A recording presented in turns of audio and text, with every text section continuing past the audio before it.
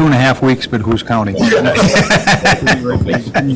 But I mean, there was Your Honor, to go off. can we get like a 10 or 15 minute And we warning basically before you're have going to kind wrap of a up so we rule can start our with cars? it. Yeah, really appreciate that. Didn't even- And nice beard, by the way. Looks really good. Thanks, Tom. Yeah. It means a I lot walked from you. into the building. I'm going to walk here. All right, good morning, everyone. It's 7 a.m., February 2nd, 2022, and we'll call this meeting of the Fergus Falls City Council Committee of the Whole to order. Roll call, please. Here. Here. Here. Here. Here. We have a quorum. First item of business this morning, we'll have an update from Kevin Swenson on the 2022 Pebble Lake Golf Course rates. Good morning, Kevin. Morning. Morning, all. Good morning. It's been a while since I got to come and talk to you guys. I think it's been 2019 was the last time we talked face to face. Just a quick, before we go, I asked about the rates. I want to give you a couple numbers on traffic. Since it's interesting, the biggest thing that I track at the golf course is the total number of rounds played, which is the number of people that walk through the front door and play golf. 2019, we had a total rounds of just over 18,000. 2020, and during the COVID season, we went to 22,000 rounds, and last year was our biggest year we've ever had. We had just under 25,000 rounds played. That's the total number of players that play golf. As far as youth go, my youth kids camp in the summer, 2019, we had about 98 kids. During COVID season, we had 0. Did not hold the camp. Last year we had 118, and that should keep building. So, consistently, our guest rounds, which are the people that pay green fees that visit our golf course, has been right around that 5,000 to 6,000 paid rounds played mark, which is pretty good. It's not near half, but it's getting there. A lot of we're consistently around 270 to 300 members each year. And I think that's kind of a plateau, and it's a mark that we shoot for, try to keep that number right around 300. That's kind of the industry standard for Midwest golf courses. So, as far as rates for this coming season, we moved our rates for single memberships up $100, and for families up $150 each, to help incur the costs that are coming on the maintenance side with Lance's crew, chemical fertilizer, equipment repair especially. Everything is skyrocketed like every industry. We have to forward some of those costs onto the memberships, but in turn, we're also going to give the members a complimentary range pass, which is about $130 value over last year. So basically, it's going to be a wash, but we're going to capture all members and also our daily rates. We usually raise them $1 every year. This year we're going to make the range complimentary to all of our guests as well, but increase that cost of, instead of $1, we'll go to $6 per round. We'll also keep our daily rates under the $80 mark, which is right in line with all the other golf courses within a 60-mile radius. So. Any questions? So say that again. So the 9 or 18 hole guest round is going to have the range is going to go up, but the cost of the round will go up $6, but we're going to give that. Oh, I see. Okay. Usage. So. Any questions from council? Jim, do you have a? No, I was right at the last meeting. There's been a lot of discussion for about the last 2-3 months on what we should do, and it's the cost of everything that Lance is doing, the chemicals, the whole shebang is just, and gas prices, they went up 15 cents again now. So yeah, they need to be raised. Sure. Someone, before we have discussion, I guess let's get a motion that we bring this to the council Monday night. I will offer that. Thank you, Tom. Someone like a second? I'll second that. Thank you, Justin. Tom, go ahead. Yeah, I would just say keep up the good work. It's great to see the course growing and thriving, and it's just another one of the many amenities that we can offer people and give them reasons to come here and stay and play. And so thank you for what you do. Keep it up. Thank you. Yeah, you bet. The first year I was here, we did about 13,000 people, and now we're double in 6 years. So Keep it up. according to plan. Nice. Yeah. Yep. As somebody obviously who's been critical of the golf course in the past, I want to compliment you on what you've done. I think since you've taken over, it's been a much more business approach to the golf course, and I think that's reflected in the numbers of attendees and and the rates. So keep it up. You're doing a good job. Appreciate that. Thanks, Anthony. That's big coming from him. I was thinking of saying, Yeah, forget what I said. thanks, Kevin. So we have a motion to bring these rates for the 2022 Pebble Lake Golf Course to the City Council on Monday night. All in favor of the motion, say aye. Aye. Opposed, same sign. That motion carries. Thanks, Kevin. Thank you. We have second on the agenda, we have another update. We'll call on Mr. Sander Haybraken to give us an update on the airport from our new airport manager. Good morning, Sander. So I suppose it's been about 4 months, I suppose, that we've been there. We started off doing some general cleanup around there, lots of cleaning, removing some old equipment, taking some stuff off the building, fixing some doors, and making the facility just overall a little bit easier to use. That took a little bit more time than I think we thought it would right from the start. The fuel system was in, it was in poor shape probably, that's probably the best description. That got finalized this last week, the last one got put in place, so the fuel system is now, I think, no longer a liability, which it was when we first started. It's in good shape now, it'll be good for until it gets replaced with some minimal maintenance.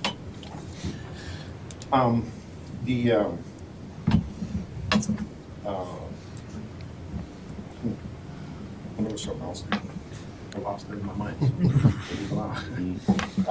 As far as the airfield goes, the new LED lighting project got completed right before snowfall. Things are cleaned up. It looks really nice. It's actually really nice for the airport. It's a fantastic addition there. There's a new navigation piece. The ILS being replaced this year with a little bit of luck. And there's a component that it's called the Mulser system that has some problems. It's shut down right now. It'll be back up and running hopefully in the spring with a little bit of luck also. So lots of luck needed there. That sounds bad in aviation, I know, but it's not. That's just how it is. So it's perfectly usable, but it needs just a little bit of love and care. The ramp is going to be repaired this spring. There's some cracks and just some general maintenance. When we got there was lots of weeds on all the cracks. It looked a little bit uninviting, so we cleaned all that up. And that will no longer be a problem. As far as Skype Crew Services goes, we added 2 aircraft for rent. We have 1 flight instructor and 9 students right now. That all is going as planned. It's going well. We are well on the way with plans for the lobby. I was hoping to bring some of that here today, some plans, but they're not quite ready yet. But we hope to start that as soon as we can. So depending on how that all works with permitting, but that's nice to update that just a little bit.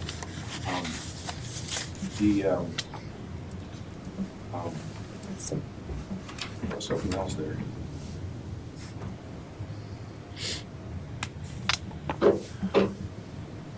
Oh yeah, so we're looking to add a simulator. Hopefully that'll be there this summer. That's a needed component for the airport for training. There's lots of people that want to fly when it isn't great, and the only way to learn to fly when the weather isn't great is in a simulator, so you can fly when the weather isn't great. It's kind of a backwards thing. Rental cars, we haven't added the rental cars yet. Hopefully that'll happen in the next couple months. We'd like to start out with 2 right away and just get those added on. We need them for sure. There's a call for them, but at least every other day there's somebody calling for a car somewhere. So the courtesy cars work well, but overnights are kind of tough on those. So I think they're not intended for that, so we work with it, but I'll have to add those sooner than later. And I think that's about it. New projects. So the new fuel system, hopefully did I say that already? Yep. New fuel system for 2022. That'll be the biggest thing if that happens. That'll be a really good addition. I think that's about all I can think of unless you guys have some questions. Questions? First of all, thank you. That it sounds like you guys are doing a good job. I remember I rode my bike out there. I think it was like it was like 6 o'clock on a Thursday or Friday night or something like that. And here's Sander out front scraping and painting on the on one of the doors. So thanks for all the work that you put in out there. Are there records so traffic? Are you seeing? I mean, I know you've only been there for a short time, but compared to, this time last year, I mean, were the records kept at that point, where you can compare? Or is it just still too early in the game for that? It's probably a little early. We can measure by fuel sales. Our Jet A fuel sales have increased significantly. There's lots more jet traffic through there. This, January when it's like this, not too many people choose it as a destination, so quiet. There's a few people looking to leave, maybe, but that's it. But no, our Careful, Gene's in the background. our gallons pumped they have increased for sure, and now that the fuel system's in compliance, we can start a national marketing campaign, which brings Fergus Fault's kind of like in the spotlight for overflying traffic, which is really what it needs. That has now started. We finally were able to sign off on that because there's a lot of companies that look to have the fuel provider certified that this is a safe stop, and we couldn't sign off on that unless the fuel equipment was up to the spec, and it is now. So we hope that will add traffic. I think it will for sure. And have you installed the cookie oven yet? We've been experimenting with the cookie oven. Well, if you need a guinea pig. The cookies will be there. Yeah, we've been trying out different cookies and different things, and they will be there for sure.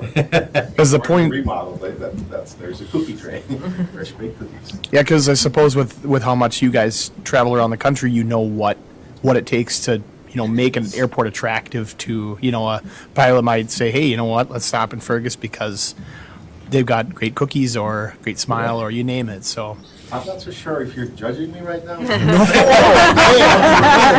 I'm right here. I'm right here with you. No, yeah, I'm excited to see what you guys are going to do. Keep it up. Thank you.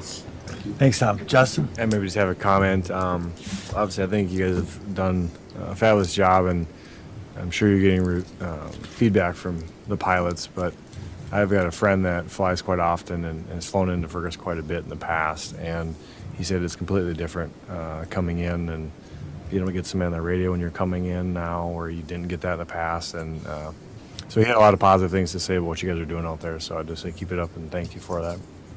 Good to hear. Oh, and you mentioned the simulator. My father's a pilot, and it sounds like people will come from quite some ways away to use this simulator. It's quite a draw. It is. Yeah. Yeah, it's needed. There aren't too many around that are certified, and especially upstairs at the airport.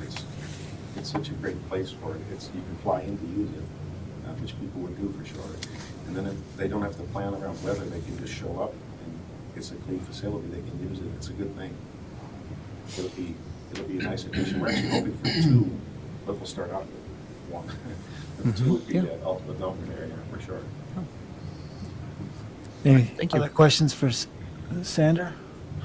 Well, thanks, Sander, and yeah, sounds like things are going well, so keep up the good work, and Thank you. thanks for the partnership. Thank you. Thank you. All right, item number 3 is an update on franchise fees, and we'll call on our city administrator, Andrew Bremseth. Morning, Andrew. Good morning, Your Honor, council members. It's good to see all of you this morning. We're back in front of you again to talk about franchise fees and some of the things we learned over the last few weeks as we put numbers to paper. So let me make sure this is turned on. All right, so I just wanted to start it real quick with a roadmap showing how we got here today. So as you all may recall, back in 2019, at the beginning of 2019, we had a consultant group come and present a payment management plan work session. And that was kind of the first introduction we had to the concept of utilizing franchise fees to fund streets and road improvement work. Shortly after that, we had a council retreat, if you recall, at the Bigwood Event Center, where the council identified streets as their top priority. And in further detail, we discussed what a franchise fee may look like as an option for funding additional street projects, based on the identification of that being our top priority and the biggest need in the city. May 2021, we came back.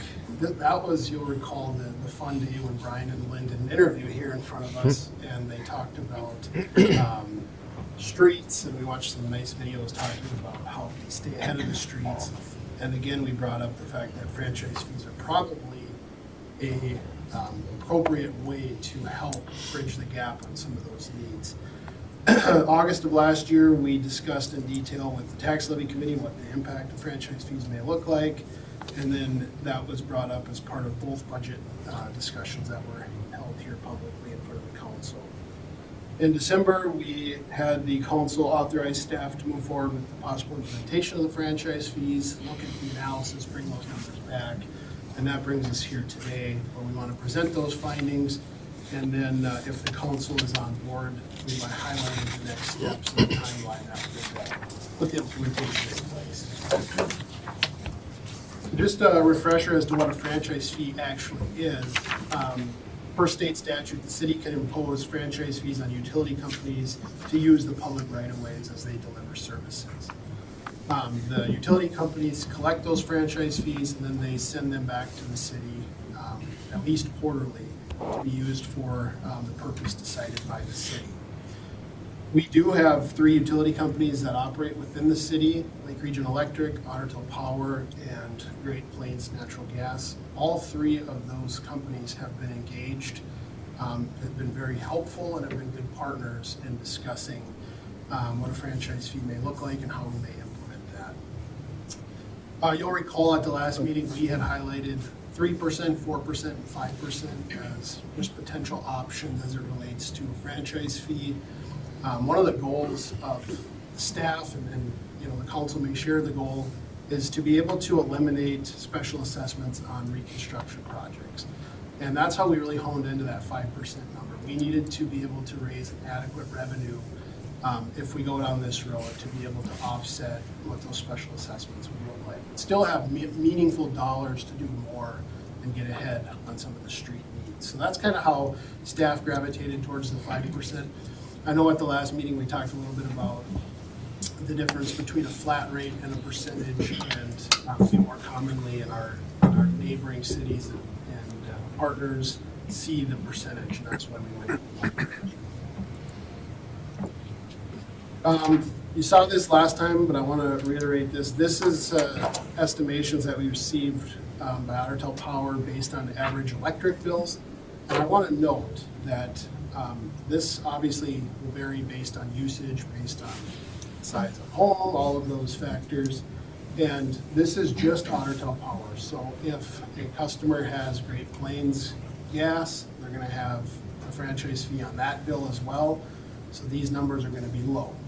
If a person has, like myself, has only electric and no gas at their home, their electric bills are probably higher, and this number may be higher for those folks. So this is just an average, and this is only data provided by Untitled Power. So it may be different for Lake Region Electric, and it will certainly be different for Great Plains. But you'll see that on average, meaning some will pay less and some will pay more, and I know there's somebody that's going to share today what they pay, so we'll get to that. But $50 annually for residential, $170, excuse me, for small commercial, and $2,900 for large general service at that 5% threshold. What portion of the bill is it actually on? Is it because, like, on your Untitled Power bill, there's obviously the actual electric, and then there's like some standing charges, and then there's obviously fuel surcharges, and then there's taxes. You know, so what piece of 5% is it? I'm going to ask my good friends at Untitled Yeah. answer that question. Morning, Your Honor, Hey, members Ron. of council, Ron Spangler from Untitled Power Company. Great question. Typically, we would apply that percentage to everything other than taxes. Right. So customer charge, energy charge, if there's a customer that has a demand charge, would be applied to every one of those charges. They make up the 5%. Right. Thanks. Thanks, Ron. And then is it taxed then? Do we pay tax on it too? If it's before tax, Say that again. will you pay tax on it? I don't believe there's any tax on Right. it itself. Right, okay, thanks. Okay, thank you, Rob. So that's the average. You want to jump in here, Mr. Fish? I know you and I talked yesterday about your situation. Well, the average is quite low, because mine, I went through my bills. My Otter Tail one is $104.22. My Great Plains was $28.13, so you're looking at $132.35. And not only that, but already for the month of January, my franchise fee would be almost $26. Now, January was a cold month, and so it's going to average out less than that per month. But what I'm looking at is this increase is more than most people got, or I would say most everybody got on their Social Security. And as we know, this is a town of a lot of older people, and many of them are living on just their Social Security. I don't think this is the right time, and I will be voting against it. Thanks, Jim. Thank you. You know, I don't disagree with what Councilmember Fish is saying.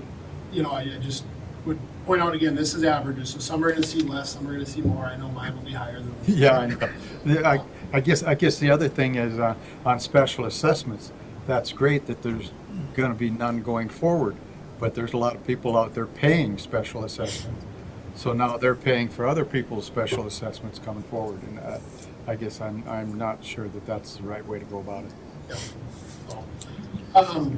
Yes, that's a fair point. The other thing I would say, well, just in general, you know, and Jim and I were brainstorming a little bit yesterday, you know, if we're gonna do more and get ahead of streets and wanna do more, the money's gotta come from somewhere.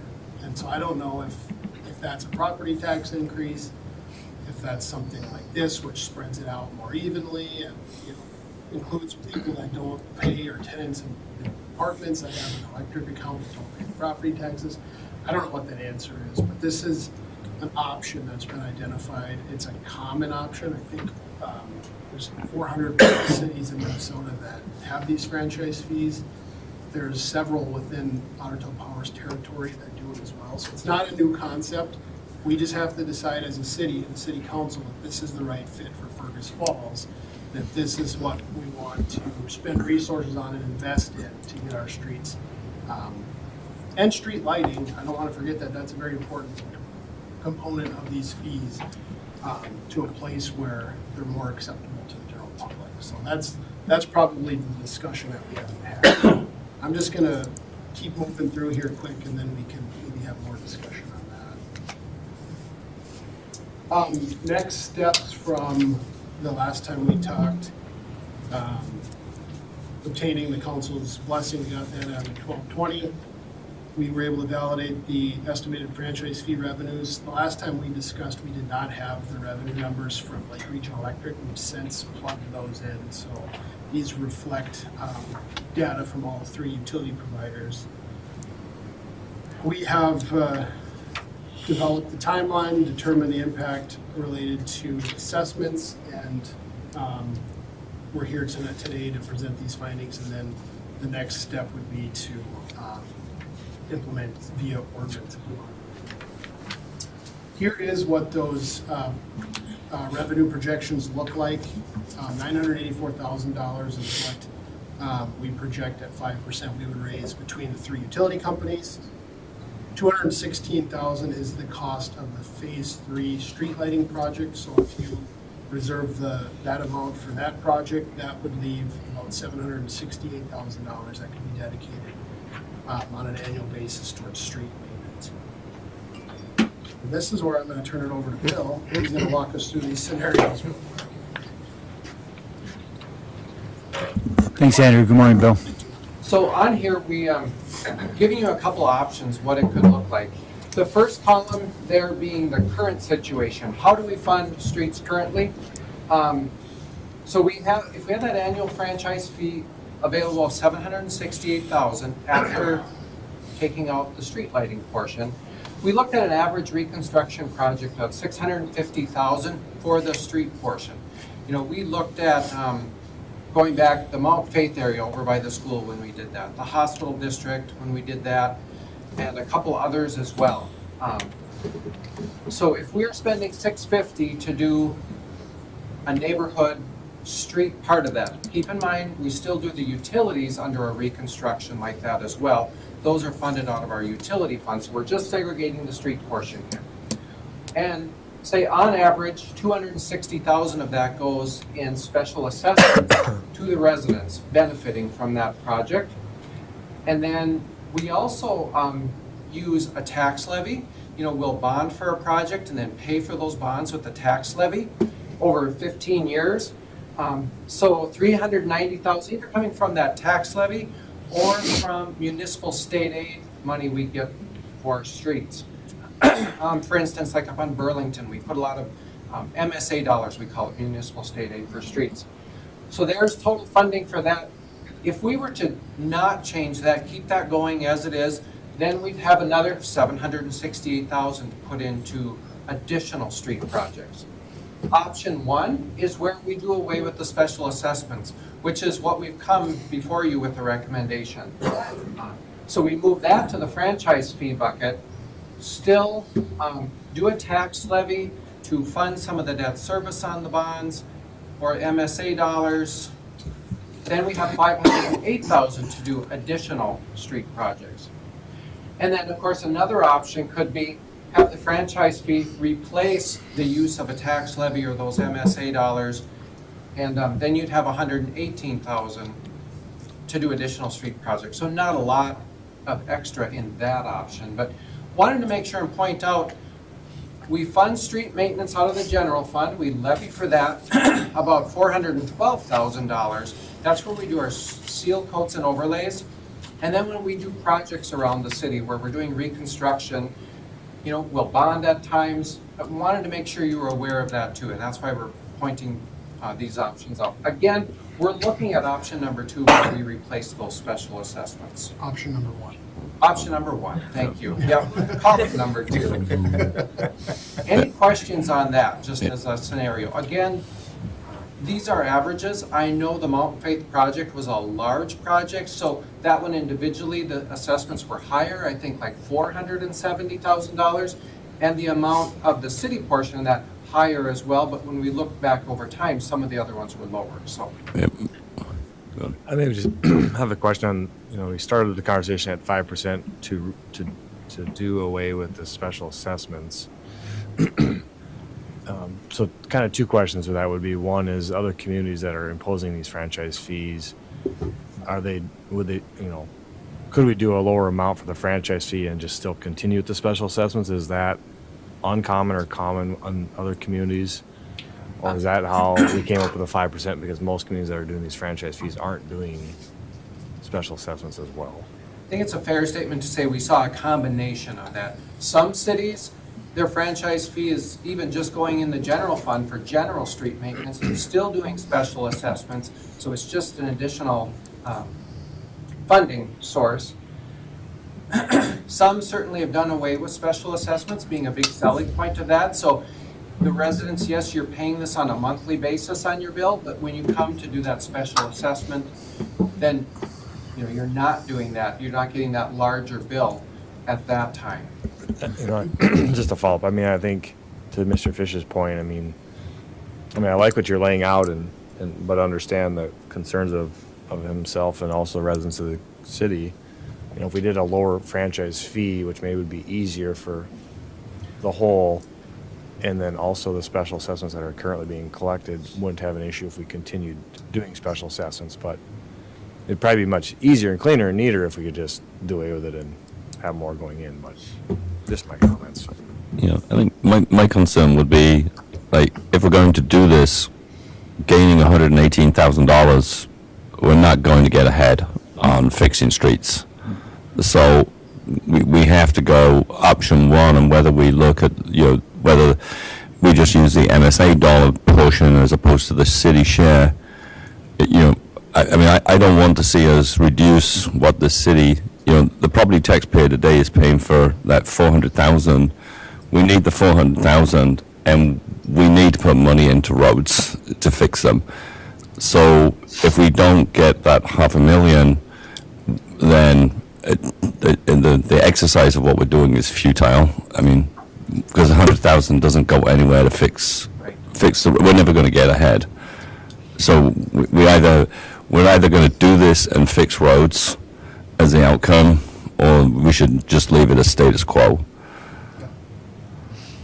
Thanks, Anthony. I think I had a kind of a similar comment. And then a question as well about, we've had some issues in the past with justifying the improvements that reconstructions of roads have had and the appraisals, and that's been kind of a messy situation. I know maybe not on the reconstruction in town, but on some of the newer developments. But I think it's unfair to say that's not going to get any easier in the future to justify special assessments. And I've always kind of had a problem with, a city right-of-way, a city road, and then charging a homeowner. Again, it doesn't address this question of what was done in the past. How is that fair? Is that not fair?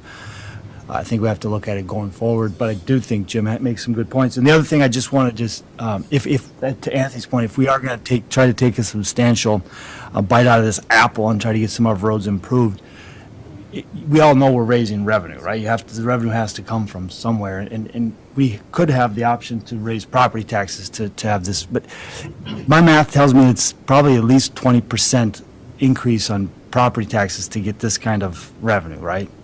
I mean, if you're talking, it's close to $1 million. That's a 20% increase in property taxes, and then it just comes down to a question of, who's paying that? Left pocket or right pocket? Is it the property tax?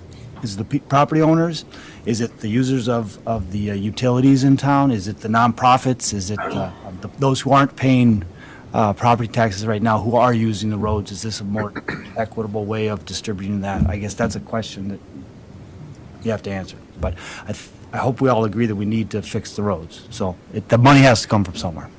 And I know some of our other outstate regional centers, and I'll look at our Otter Tail Power people too, we see a 5% on some of those. I think like Crookston for sure and Bemidji, probably both are at the 5%.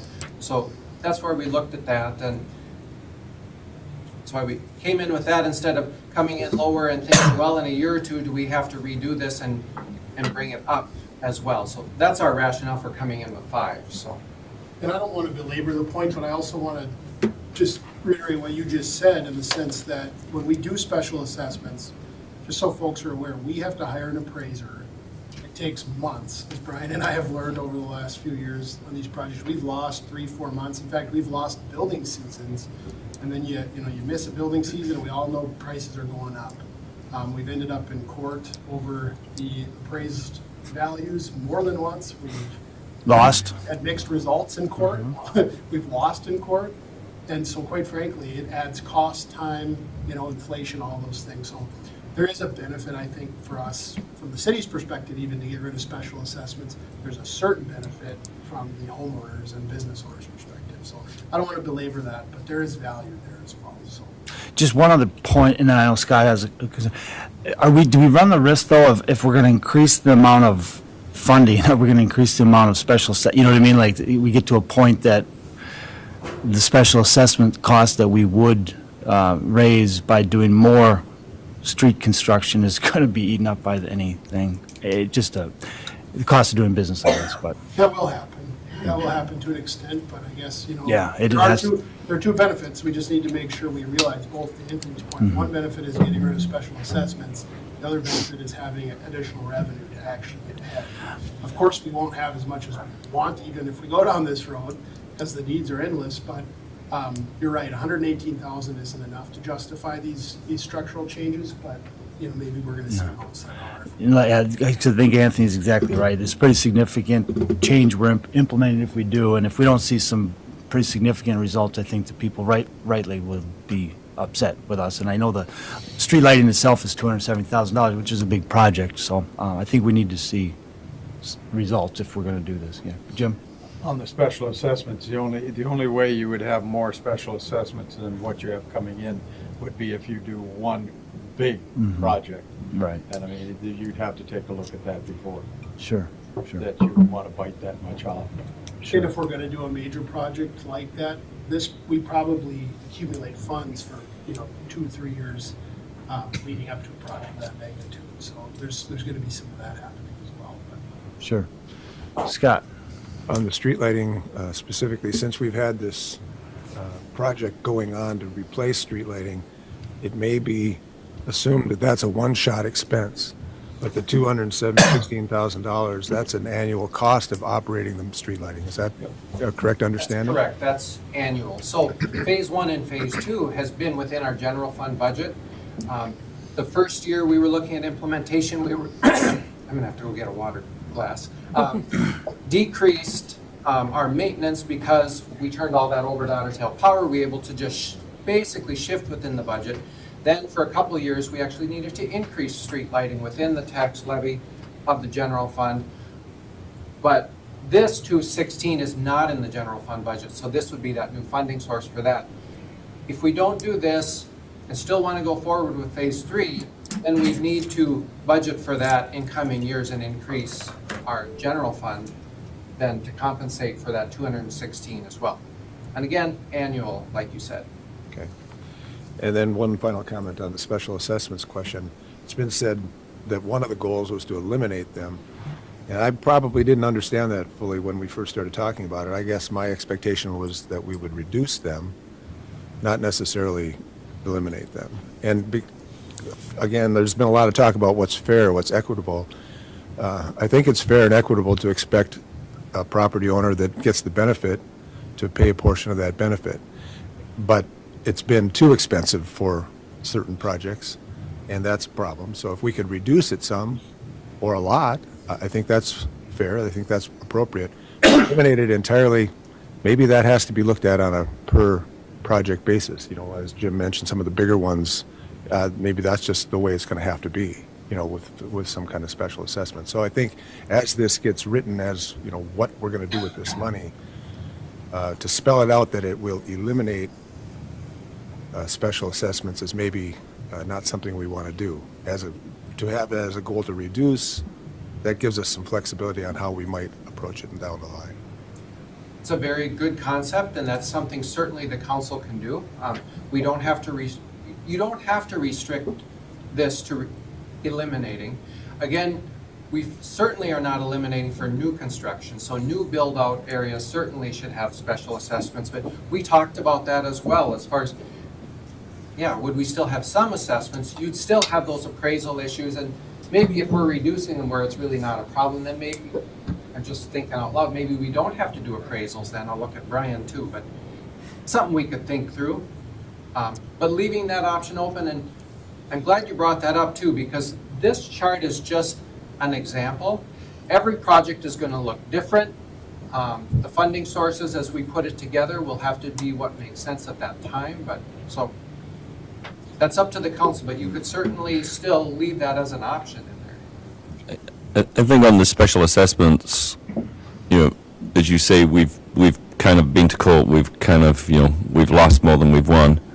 I mean, I think, it would have to be of a magnitude where we know we're going to make those improvements, and it boils down to kind of house value, and if we're going to increase the value of the home, and generally, I think the cost of construction and the increase in value is where we lose. We can't demonstrate that lift, which is why we can't. So I think this, and as you say, it might help, from a selling of homes. Not that homes are, it's hard to sell homes today, but if there are no assessments on homes going forward, then that should make it easier to sell a home too. And I would just say, thanks, Anthony, that if you buy a 50-year-old house in the city and you pay property tax on that 50-year-old house, I think it's a reasonable assumption that you have utilities and roads to that property without paying above and beyond to get a functioning road. To me, that's a basic assumption. But I've always felt like existing properties in existing neighborhoods, that's the city's responsibility. But that's, you know, I don't think special assessments should be assessed to the property owners, but that's my And personal. to answer the question earlier too, we could do a lesser amount and probably get away from appraisals. If we were assessing $1,000 as a round number, we know that's justifiable. But if somebody contests that, we have to defend that, and we're gonna spend time and money, and you know, it's gonna delay things to do that. So just keep that in mind. If the council wants to go down the road of franchise fees, which is a decision that's looming before you, I would hope that you guys can make it clear what your desires are as it relates to specials, so we can communicate that to the public. Because what I don't want to do is strongly say the council's decision said no specials going forward, and then 3 years from now, we're looking at doing special assessments. To be clear, we're talking about no specials as staff's recommendation, but it's really up to you guys. We don't care either way. A nominal special assessment would be fine. No special assessments, we feel comfortable being at that level too, so. Sure. Those are decisions council has to make. I only have 2 more slides. I'm gonna blaze through them. We spent plenty of time on it. Sure. I appreciate the good dialogue and the good discussion this morning. Here's the timeline. If we go down this road, Monday night, we would direct the city attorney to draft the ordinances. First and second readings would happen February, March. It would be published in the newspaper March 12th, become effective on the 27th of March. A few of these utility companies need to communicate with the PUC, so we built time in for them to do that. And then we would be proposing or looking at implementing the franchise fees as of July 1st. So we have a handful of opportunities to discuss this further and for public comment and input and whatever you guys want. Under utility companies, why isn't Park Region and Charter included? Just out of interest. We already have a franchise fee on them. Right. That's for the Pays for the PEG Act. PEG So Act. that's Okay. already in place, so we're not doing anything there. All right, so And then one, just finally, Your Honor, just for the council's knowledge, if we go down this road, there's actually 6 ordinances that need to be adopted. And frankly, even if we don't go the road of franchise fees, the first 3 are gonna apply. We need to update the franchise agreements with all 3 providers. One of them is expired, one of them is soon to expire, and the third is desiring to work with us and having them all standard and uniform, which I think is good. We'll get them all on the same timeline. And then if we go down the road of franchise fees, there's 3 separate ordinances which would spell out those franchise fees for each of those utility companies. So 6 total ordinances that have to be acted on. I'll stop. all right, thanks, Andrew. So I think there's plenty to digest, and there's plenty of public comment I think that we'll all receive as this process, the discussion moves forward. So at this time, we'll just look for a motion to bring this to the city council, ask the city attorney to draft an ordinance, and then we can continue that discussion, amend that ordinance over the timeline that Andrew. I'll make that motion, Your Honor. Thank you, Anthony, thank you, Caroline. All in favor of that motion, say aye. Aye. Pose same sign. Aye. That motion carries. Thank you. Can I just ask Bill a quick question? Yep. So I'm I'm no math wizard, but I did help my son with his homework last night, which is actually it's this stuff. It's what percent of what is Now, what. you So know I it's, don't have my calculator. so Go you know, ahead. Councilmember Fish, referred to his bill, and so I figured it out. So for the last 15 months, my average electric bill is $130. And I need to talk to my kids about turning the lights off, but that's, I think they maybe own some Otter Tail power stock that I don't know about or something like that, so. But, so unless I'm wrong on my math, 5% of 130 is $6 and some cents per month, About right? which would, what's that? $6.50. Yeah, so per year, that's, 6 times 12. times, thank you, Justin, I appreciate that. $78. So $78 a year. But you're above average, Tom, aren't you? Well, in a lot of ways, but no. Yeah, I mean, $78 a year to spread that cost of those road improvements out. I don't know. So, yeah, I just look forward to more discussion on Monday night. Thank you. Thanks, Tom. All right, Arena Chiller update. Okay, so we have big topics for you today, and here's another one for you. So, as you are aware, actually the Port Authority of Fergus Falls owns the community arena, but we have an agreement with the city of Fergus Falls, that the city does all operations and all the maintenance and any improvements to it is done by the city. So that's why we're here before you as the city council. So we're going to start with this past summer, 2021. As you recall, well, I'll back up one step as well. So talked about the ownership. We use the school's chilling system to create the ice in the ice arena. So it's a shared chiller that feeds all the school secondary buildings as well as then the arena. So this past summer, 2021, the school attempted to provide ice for the arena as well as cool all the buildings, and there was not capacity enough to do both. It was never designed to do that throughout the entire summer. So I want to be clear about that that was never going to be the case. The school did that by turning off valves and zones. The school really, went all the way for us on that to provide ice. But the capacity is not there, and they cannot do that again as well. Now, the school is looking at putting in an entire new chiller system to do all of their buildings. And then you can see in the packet, we have a letter of intent from them to sell to the city the existing chiller system that is, physically built there. And then that could provide our ice generation. It could, it certainly would do our season. We do a 6-month season right now, as well as extended ice or even year-round ice, if that was to be chosen. The price, this looked at the value from when they put it in, depreciation, brought it down. $575,000 is what is being proposed.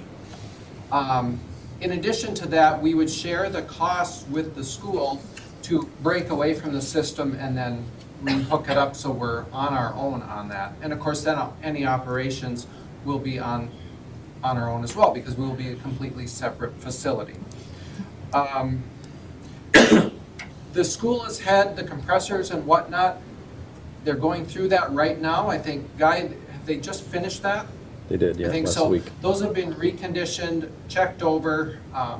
So should for sure have a 25, 30-year life, probably even longer is what we're being told.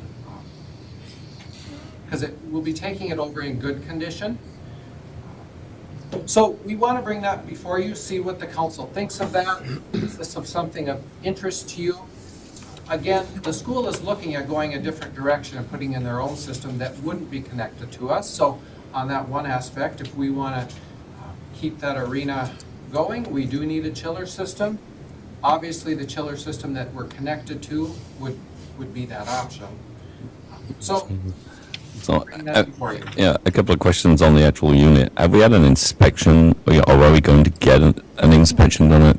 I know, those tubes, if the water treatment's not good, you can get a lot of corrosion and then weeping on the tube faces. I know at the moment, those copper tubes are A, hard to get hold of, and B, they're expensive to replace.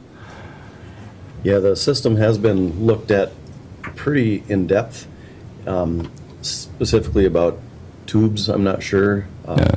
But the person that did the inspection will be back again next Monday, so I'll ask him about that. Yeah, I think we should have an inspection done on it. They can hydro test those tubes to look for leaks. Just because it's obviously it's almost a $600,000 unit. So to spend $10,000-$15,000 on an inspection is probably worth it.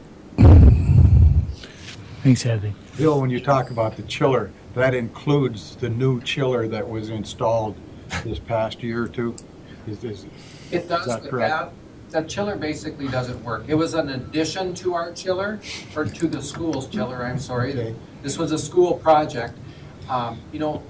For a number of years, trying to get that additional piece of equipment to work, it ultimately does not work on Okay. that. All right. The school, That's a lot of time and money. a lot of time and money. We've already put money into that. The school put money into that. That was factored into this price as well, as the school looking at, we both put money into this. And They would have come in a little bit higher, but they're bringing it down to 575 to give us a credit as well, so that we're kind of sharing equally in what went into that additional piece of equipment that didn't work. We As should far as look the to sell that. What's that? We should look to sell that. Those units sitting, they deteriorate pretty quickly. So I mean, we probably would get as much back for it today as it cost us to put in, just because it's available. And it It'd be the certainly s- would. The it's a new small unit. piece of Right. equipment, The new so unit that we're would not be- using. We'd have to talk with them. That's the schools though, it's not Oh, ours. right. Yeah, They we should don't sell own it. that. So, Right. Bill, I assume that the, with the school's purchase of the new trailer system, they looked at just upgrading the current dual usage, and that was not less cost-effective? Or That's- more cost-effective, I should say. That was not more cost-effective. It was not, yeah. And They, the I assume, yeah, obviously, they looked at type of system isn't really meant for cooling buildings. Sure. It's made for making ice. Got it. Tom? So, full disclosure, I have 2 kids in hockey. But also, I was, when the initial arena construction project came around, I was vehemently opposed to it. I was young, and, but knowing now what I know about economic impact, I mean, that's what we really have to keep in mind here is what that arena has the potential to bring to our community as far as, I mean, summer camps. I mean, we go to summer hockey tournaments, and it's easy to spend a lot of money in whatever city you're in. And let's add Fergus to the list of places where people go and spend money. I mean, we can't just look at it as, you know, it's not just some luxury. I mean, what did we add 80 kids to the hockey program this year, I think? And, you know, and so you've got something for those kids to do all summer long. Plus, you've got the economic benefit of having people come in and stay in our hotels and eat in our restaurants and shop at our stores. So I would just encourage anyone thinking about this issue to take that into consideration, because it's a huge driver. It's a great amenity to have in our city. You know, helps to put us on the map. There's not a lot of cities our size that have 2 sheets, and not a lot of cities our size that have year-round ice. So, and just talking with coaches, you know, even in the one summer that we had year-round ice, where we had kids in the summer hockey program, I mean, we've seen an improvement, you know, in those players. So, I think, you know, it's going to make our program that much stronger. Maybe get us some state titles. So let's just let's look at the big picture when we're thinking about this, and think of the benefit that it can have for so many people. Thanks, Tom. Do you want to talk about funding source, Yeah, Bill? funding source. That's all obvious. I mean, we're talking a big dollar amount here. We do have money in the bank. We do have $1.1 million in the Community Arena Fund that is left from when we constructed the facility. You remember we issued bonds, we received donations, and we collected a local option sales tax, which we did collect that for the full term. We certainly allocated all those sales tax dollars to paying down the bonds first, so that, you know, looked at those are allocated towards the bonds. So what would be remaining would be left from what people gave towards that facility, restricted for that construction of that facility, which this would certainly qualify because it's part of the system to run the existing facility. So that's where we're looking at that coming from that $1.1 million. Again, 575, we will have additional costs in addition to that. I don't know what those are yet for the connection charges. You know, I'm sure that's not going to be cheap either, but Guy, any idea when we'll hear on that estimate? Tuesday. Tuesday, all right. So unfortunately, after our council meeting on Monday, but we'll be able to come back to you then when we get those numbers. But so we wanted to get this in front of you because the school also wants to know our interest in going forward in this, so that they can start moving forward with looking at their process of purchasing a new system as well.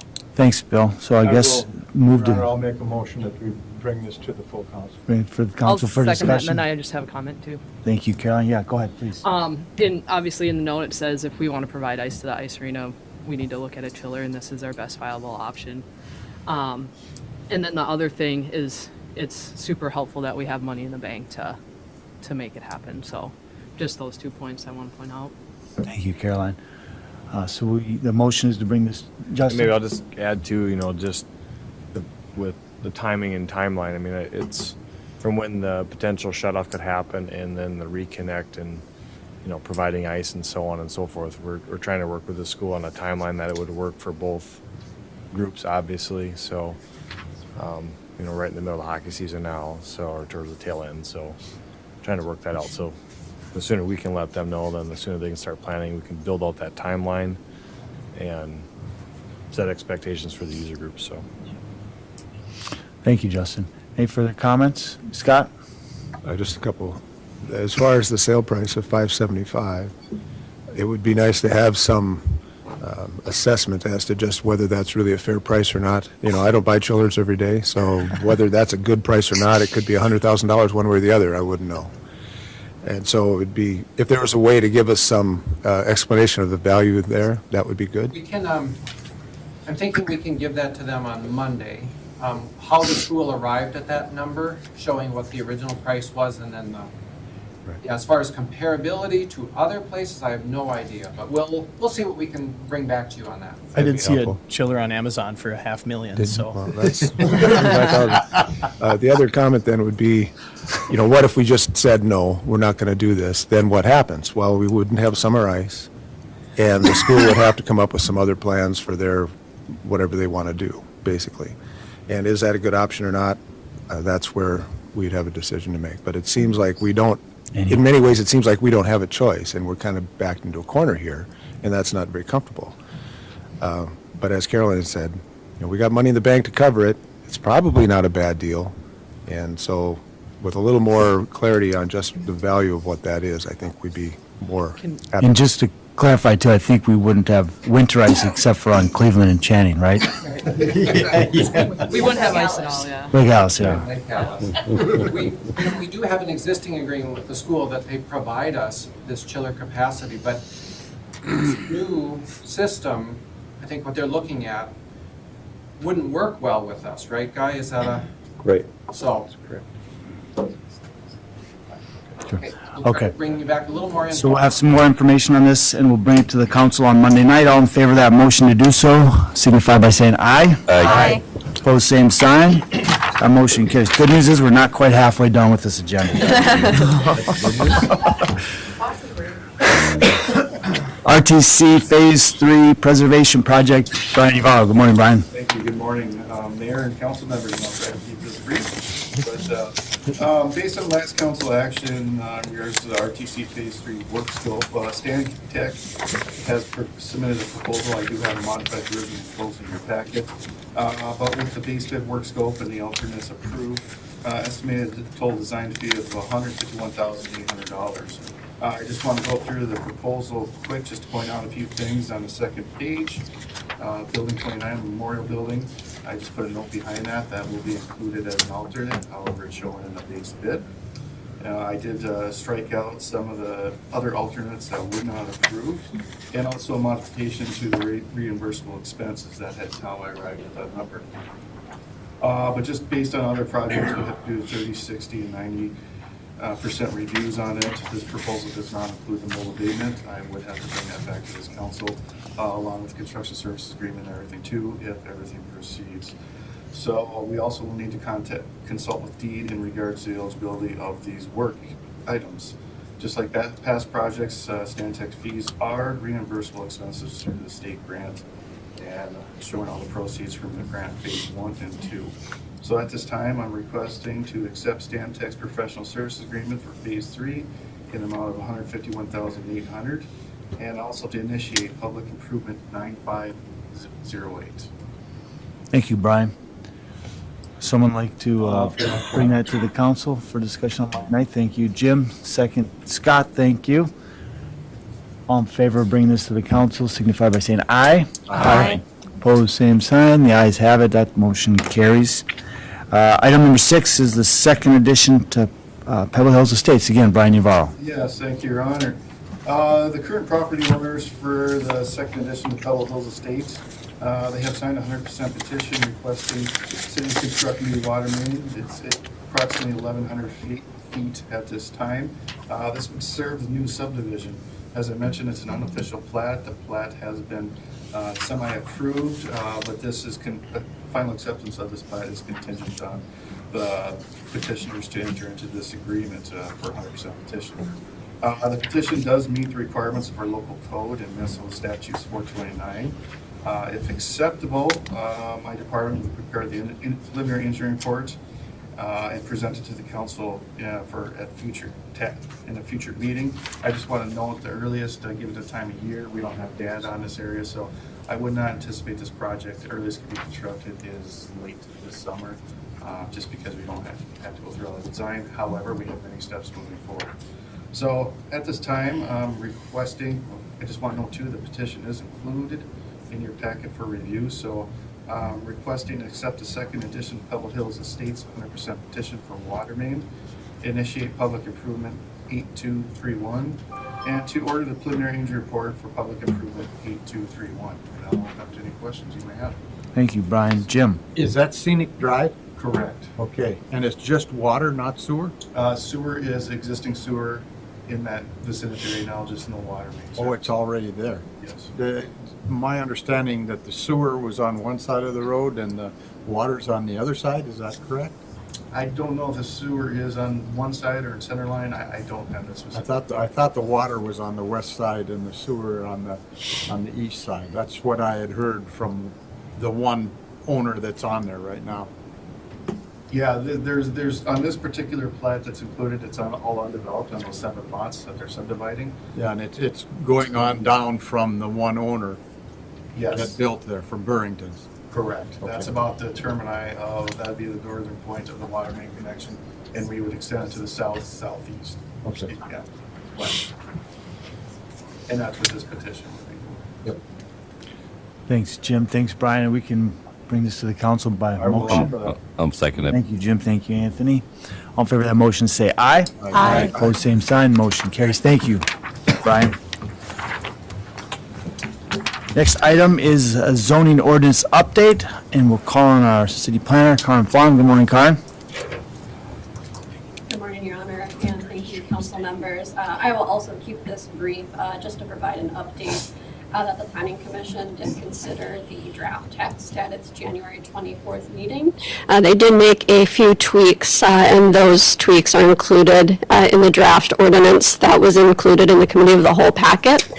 They'll be holding a public hearing on that ordinance at a special meeting on Thursday, February 10th at 5:15 p.m.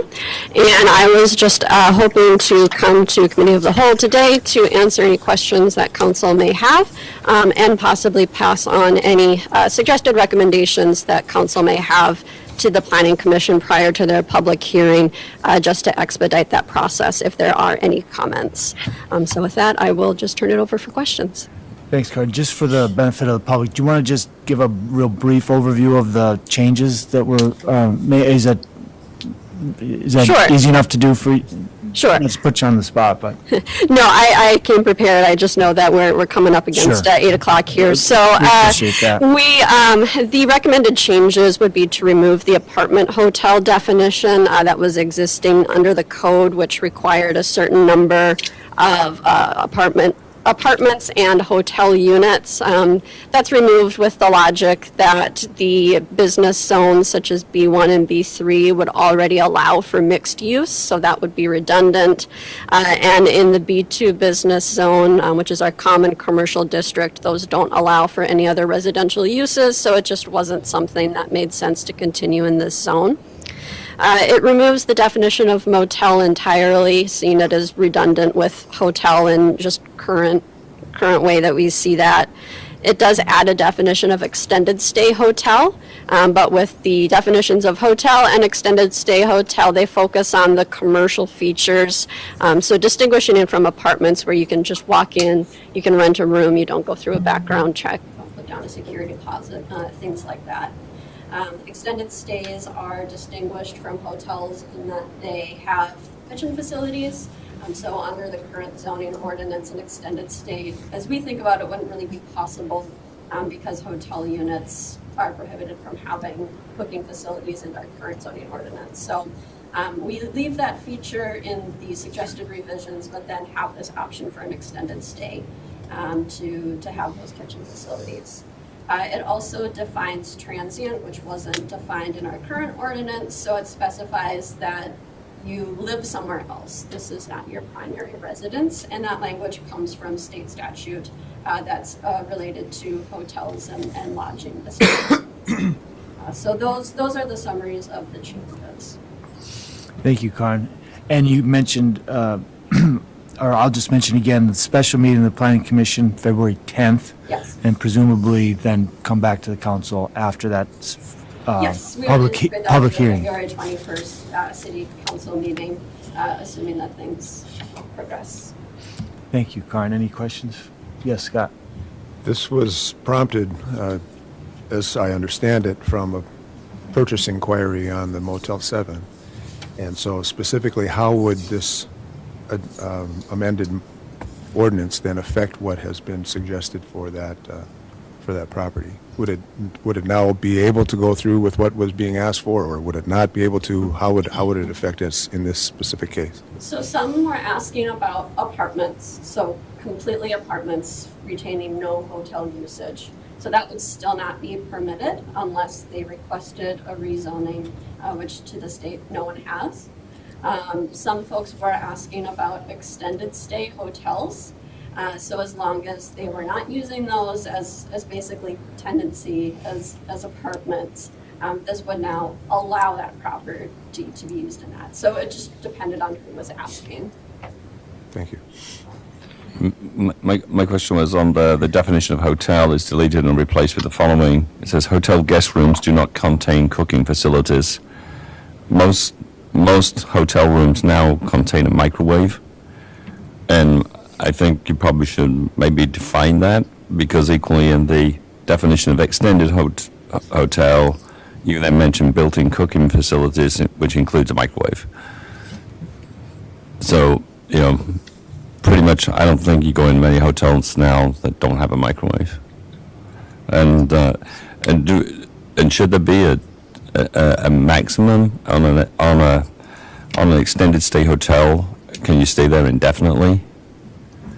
There were some examples of extended stays, particularly more business regulations that I saw that did have some suggested parameters. You can certainly bring those to the Planning Commission at the public hearing. Because then, coming back to the word transient that you have in the other language, maybe there should be some sort of cap on how long you can stay in an extended stay.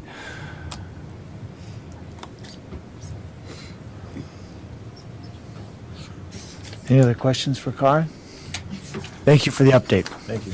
Your Honor, can I just make a quick comment on the Pebble Hills item? I had to step out to deal with one of my little electricity consumers, but I would have abstained from that Pebble Hills vote as I have a relative that is involved in it. So I just wanted to get that on the record. Thank you, Tom. Moving on to item number 8 is another update on the bicycle and pedestrian master plan. And again, Karen Flom, our city planner. Thank you, Your Honor. So at the last committee of the whole meeting, the consultant for this plan came and just gave an update to the committee of the whole about the plan and notified that the public comment period was open. So that public comment period has now closed. And I'm happy to answer any last minute questions that there might be. Otherwise, we would be looking to place this on the February 7th agenda for the City Council's approval of the bicycle and pedestrian master plan. Any questions? We had a pretty in-depth presentation at our last committee of the whole, so I think everyone feel confident with where that master plan, pedestrian master and bicycle master plan is at. Public comment is closed. All right, thank you very much, Karen. We'll look forward to that, bringing that to the next city council meeting. Last item that I know of on the agenda is an Otto Bremer grant request, and we'll call on our Community Development Manager, Claire Beck. Good morning, Claire. Good morning, thank you. As you guys know, we've been working on this NP Park project in partnership with the new Kiwanis who have been sort of heading the community aspect of it. We did this a couple years ago where we submitted a grant on behalf of the project to the Auto Bremer Trust. They are asking that we do that again this year. So what I'm just requesting is that you put it on the consent agenda for February 7th so that I can do the work on that grant and send it in. Thank you. Clara, anyone have any objections to that going on the consent agenda? Someone like to move that by motion? Thank you. Justin? Thank you. Brent? Questions? All in favor of that motion, say aye. Aye. Opposed, same sign. Motion carried. Andrew Bremseth. Your Honor, if the council has 5 minutes to spare, we do have one more item. Awesome. Okay, let's do it. I was hoping we'd at least one more. Surprise items. Staff Are you able to stick around at all? Or do you have to run? Throwing it in when we're Somebody's done. doing the ice cream. Well, I could come back at some point today. Okay. I've got to get to the shop to get a couple Give me a things. second to get that. Thank you, Andrew. Morning, Brian. Thank you, and I will be brief here on this one. This is a project, this is, before you right now is an exhibit that's a little bit more in depth, but this is for the Campus View Estates development. I just want to point out what you're showing up on the screen. There is a road north thing to the top side of the page. You can see Park Street, and you can kind of see in the lower right, but that's Park Street running north-south. And the proposed road to service this development, as shown, moving to your left, which is the west of this area. Per past comments at a city council meeting, we are getting close to looking to advertise for this project. I believe the bid opening date is March 2nd. Everything has been going good. We're proposing to do this in 2 phases, two work scope phases. But the main thing that was brought up, as you want to remember, is some comments about sidewalks.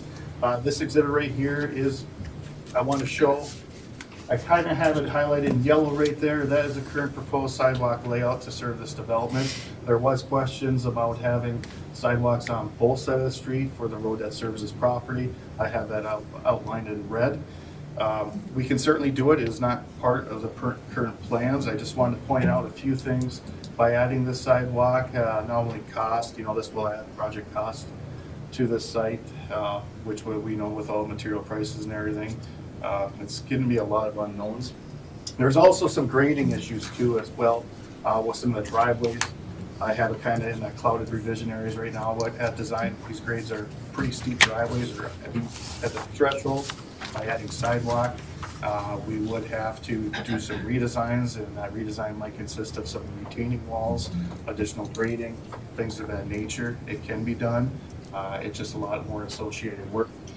Third point I want to point out, by having that sidewalk there too as well, it could inhibit parking because we know in city code and everything, people that might live in those particular residents that were shown in this area is, I can't remember the units, if they're duplex units or not. However, I anticipate there will be a lot more vehicular parking and everything in there. So at this time, I just want to present to the council here, like I mentioned, the area shown in yellow is what's currently on the proposed plans that we're looking to go out bid. I just want the council's direction if we're going to require the developer to add the red portions of the sidewalk for the service road that serve this development. Brian, does the sidewalk, the yellow sidewalk that proposed to the south, does that connect up to anything existing? Existing, if you turn to your second page, it just basically. I don't have any pages. Sorry. That's Oh, all right. sorry. No, that's all right. It serves the frontage of the development. So the southernmost portion of that development. There has plans, and we will be working on to extend the sidewalk north, top of the page, up to the vet's home. That is in the workings, but it's not part of this project. And that would front homes on the south side, got it. So the lot, so it appears now it doesn't really service, the sidewalk doesn't service any residents, right? It's just an outlot? Is that a? Well, they Be in would serve front the of the residents that houses. reside on the other side of the street as well. Sure. There is, as we farther, like I said, this is just a snatch. There is houses, that outlot A, what you're looking, there will be more houses as we go farther down the road to the south. And then a couple of quick points. This would be, so it's 55,000 and 16,000? Is that the estimate? 70,000, yeah. And then this would be part of the costs that would be paid through TIF financing? Is that- Yes, it would be a project cost that we're looking at, but I want to know, just with the sidewalk alone, there would be some re-engineering that we don't know the maximum extent, retaining walls and that, so. Sure. And then I guess you can present this, is a decision on given direction on Monday night, is that something that's acceptable to give people a chance to consider? 'Cause I agree with Councilmember Kwame that if we're going to build and develop neighborhoods, I think we need to, sidewalks are an important part of community. They get people outside, knowing their neighbors. It's an important part of community. That's, our existing sidewalk. I can't imagine our existing neighborhoods in this community, what they would be like without sidewalks. And I think if we plan, yes, it's going to cost some money, but if we, I think it's an investment that's worth it. So I would certainly be in support of the additional costs that would be picked up through the construction of the entire project and paid for with the tax increment financing. It's a very small portion in consideration of the entire project, but that's a decision the council can make on Monday night if that's acceptable. Yeah.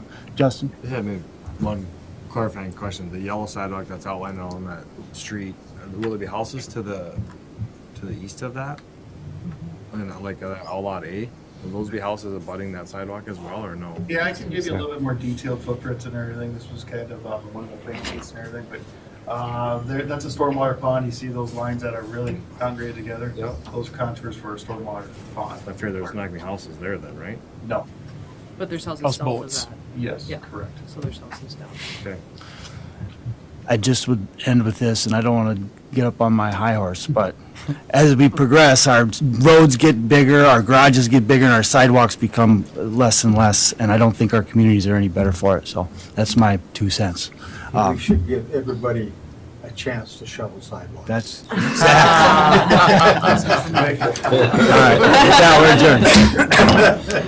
The voice of experience. Andrew, maybe we'll just catch them later in tax levy. What's that? I heard the gavel. Okay, and Yeah. Jim is I guess heading we out are. right now. 10 minutes on the